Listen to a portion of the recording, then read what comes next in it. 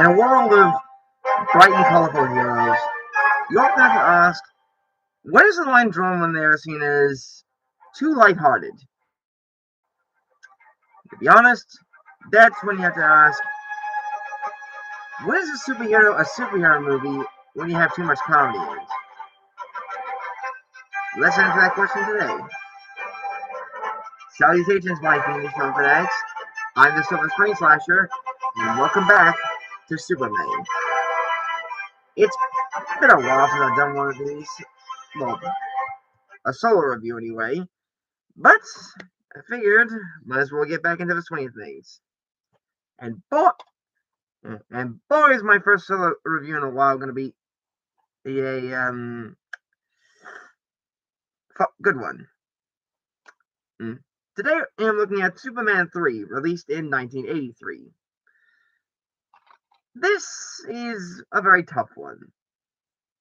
See, at the time, and back in 1980 when Superman 2 was released, at least the theatrical version, and it gained a lot of popularity for the theatrical version's director, Richard Lester, who in turn directed this film, and he chose to add more comedy into the movie, and it shows, that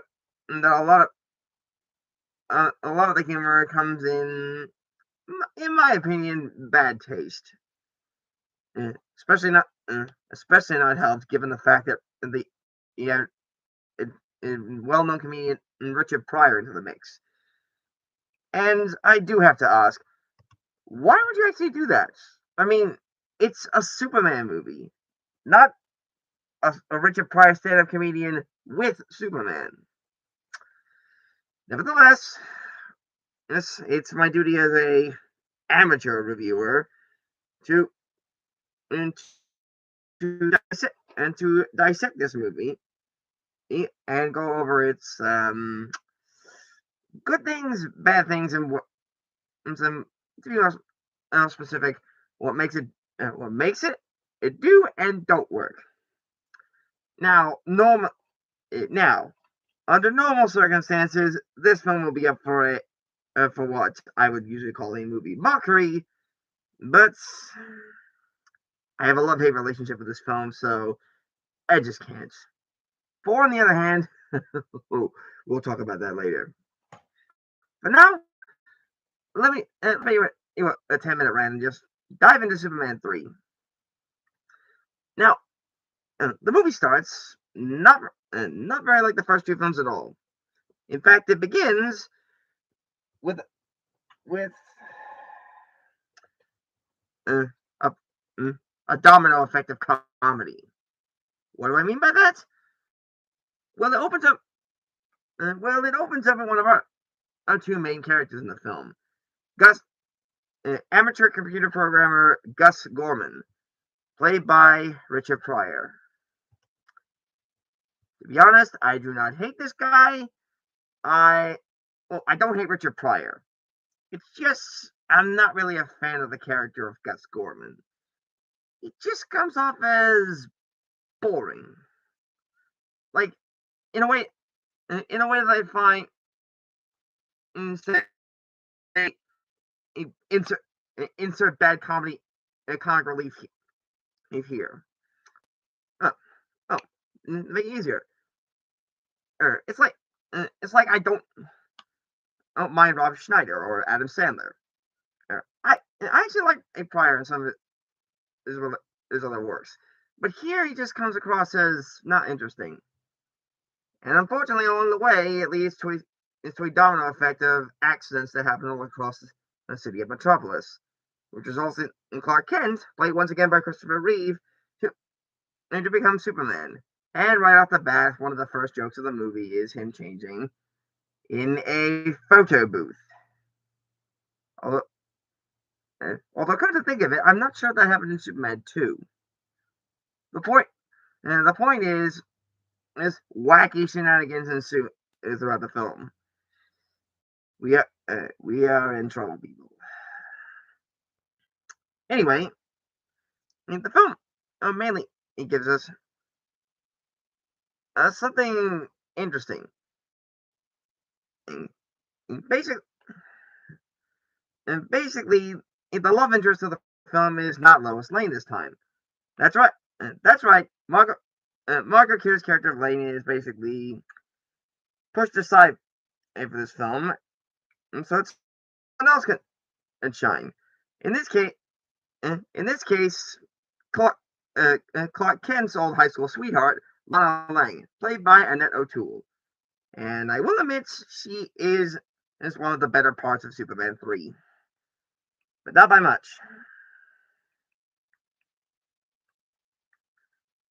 And, uh,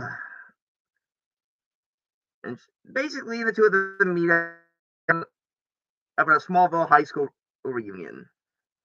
And honestly, I honestly see, I honestly see Clark and Lana as a better couple than I do Superman, Clark slash Superman and Lois. Don't get me wrong, I don't hate any of I don't hate any of these characters. They're just I just have my own little headcanon when it comes to this movie, and it honestly works for me. And to be honest, our bad guys are not really that good either. And I want you to find out who they are. You have Ross Bubba. Mm, our our main villain is Mr. Ross S. Webster, nicknamed Bubba, played by Robert Vaughn, who is both an industrialist and a philanthropist, or basically a Lex Luthor knockoff, if you will. Yep, Gene Hackman didn't even bother to come back for number 3. He was saving his return for the 4th film. Sorry, not need to focus on Superman 4.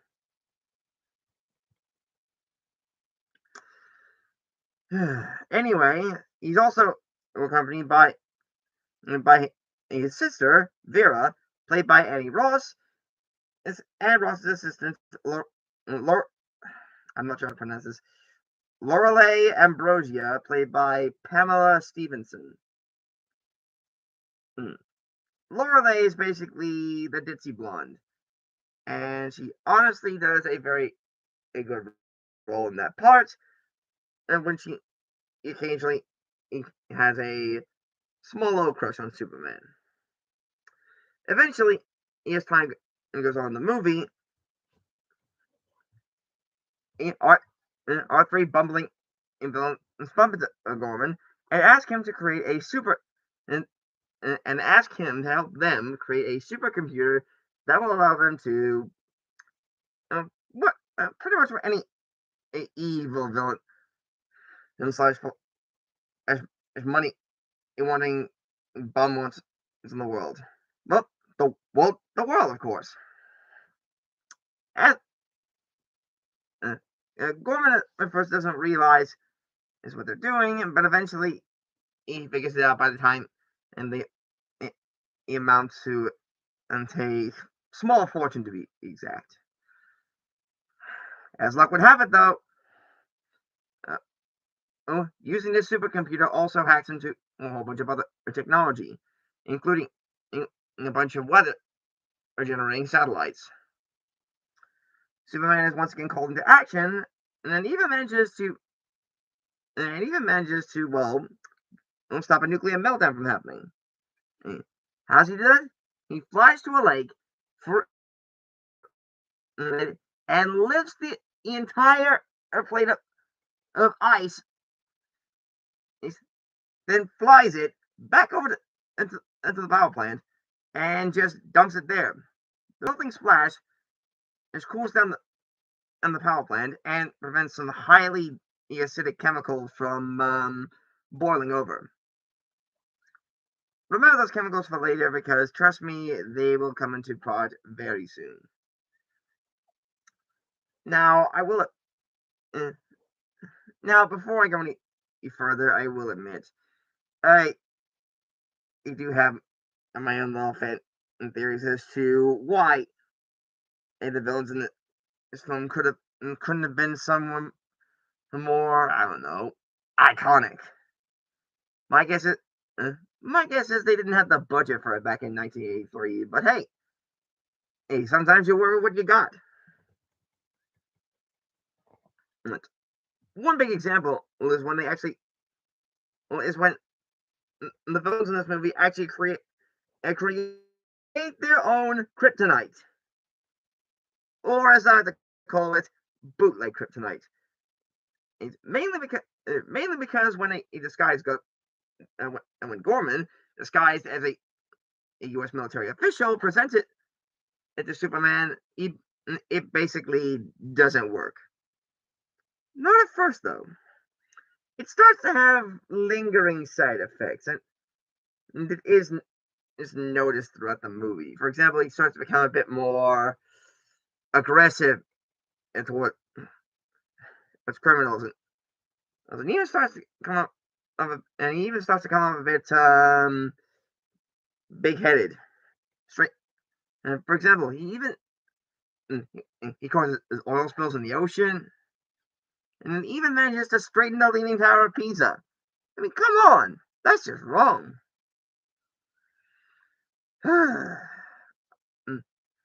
that's when that's when the kicker starts to happen because evil Superman just like is to fall in love with Vera. Oh, sorry, Lorelei. Honestly, I always get those two mixed up. Not for lack of trying, mind you. Lorelei's the dumb blonde, and Vera boring as all hell. Uh, hell, they even make a Robert Vaughn boring, and I don't even. I haven't seen a lot of movies with him, but I know he's actually pretty good.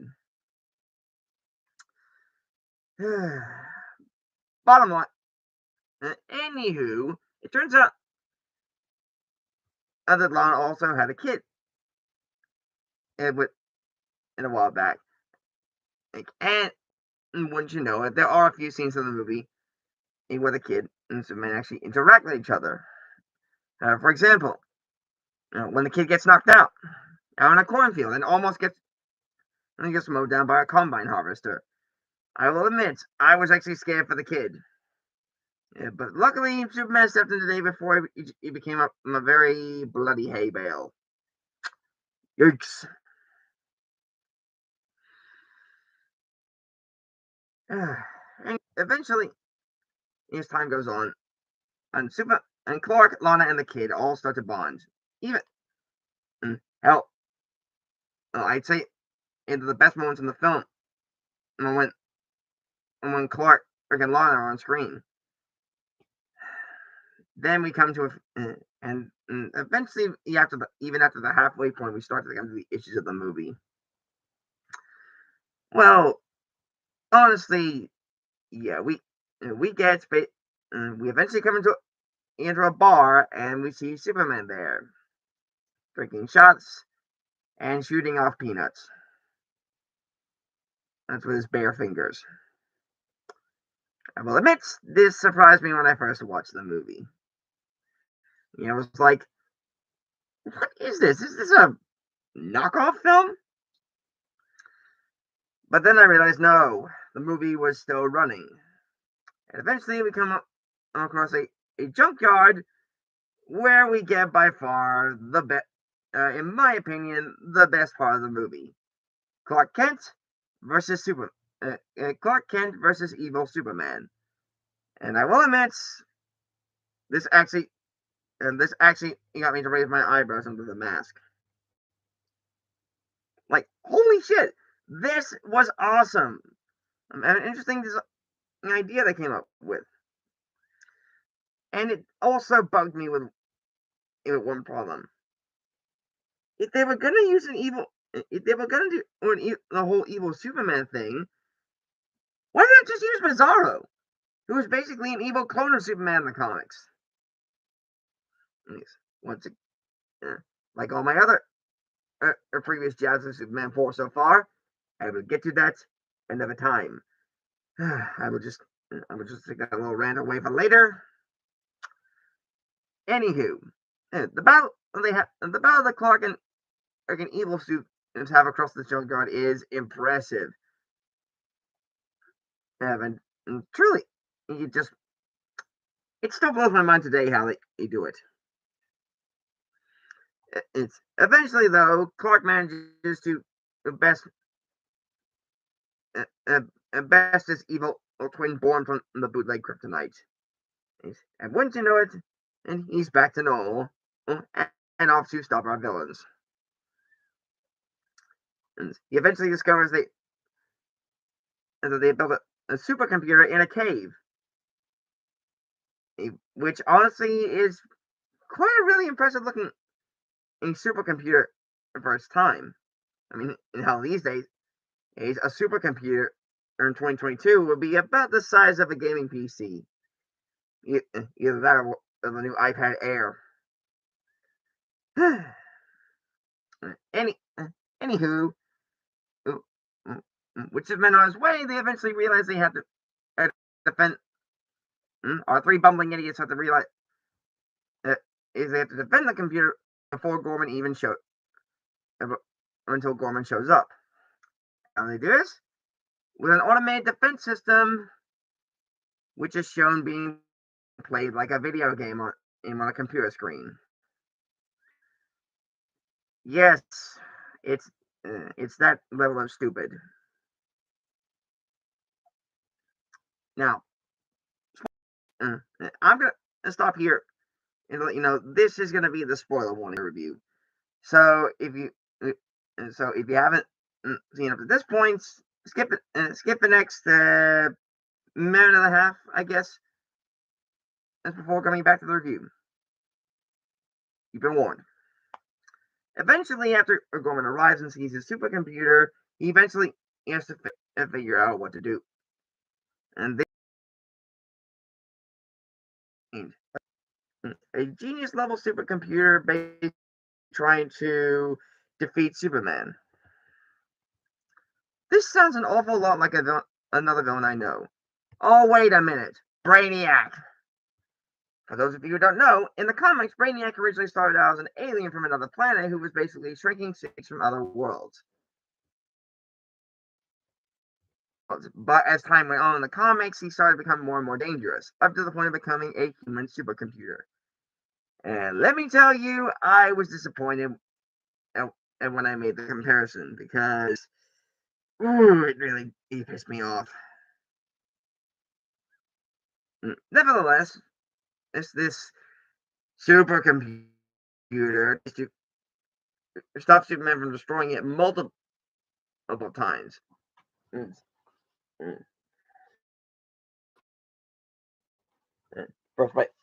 First, it tries to trap him in a bubble. That doesn't work. Then it tries to electrocute him. Nope. And then, just for the kicker, it shoots a kryptonite ray at him, which surprisingly is what's starting to weaken and kill him. It isn't until Gus Gorman basically shuts off the power and basically takes out the power source that Superman and is not killed. Thank goodness.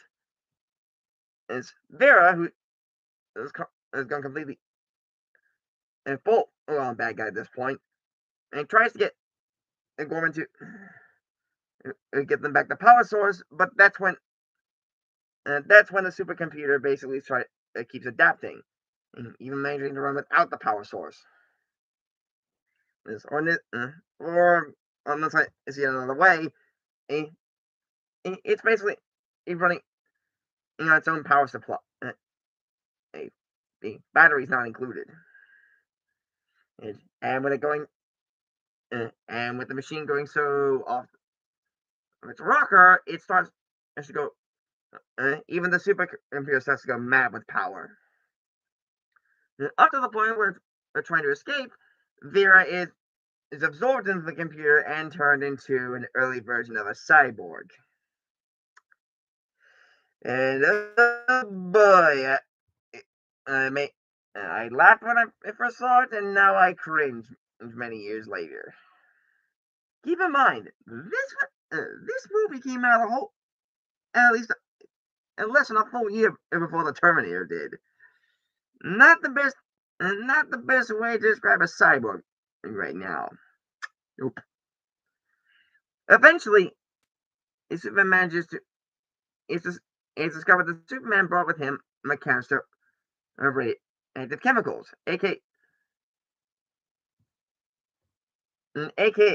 or what I like to call a canister of plot hole.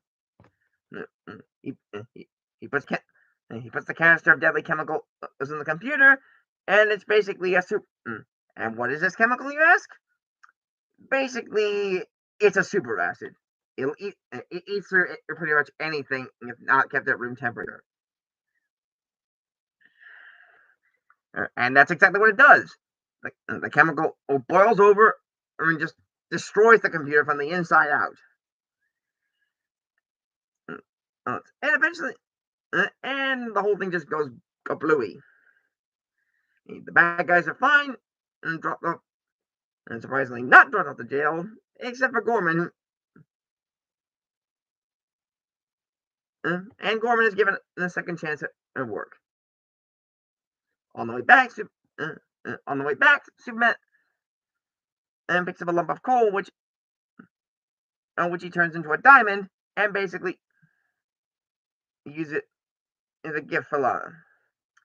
And the movie eventually ends with Superman and making the Tower of Peace, formerly known as Straits, leaning again, and with him flying off into the credits. And that was my review of Superman 3. Not a bad movie, but not really a good movie either. I will admit, this movie has not grown on me over time, and it shows. It's mainly with how lackadaisical and bored sound, and how I sound kind of bored throughout this review. It's not for a lack of trying. I just don't find any investment in this movie. The effects are okay for the time, but trust me, when I say they get worse. All in all, Superman 3 is a ridiculous mess. But I still see redemption for it. I give it a 7 out of 10. Still, there are worse things to come. Next time on Superman, it's basically it's going to be a full-blown movie mockery. As we start, as more specific, a quest for a good movie. When I look at Superman 4, The Quest for Peace. Until then, I've been the Silver Screen Slasher. And remember, don't. If you're going to play around with hazardous chemicals on a supercomputer, don't.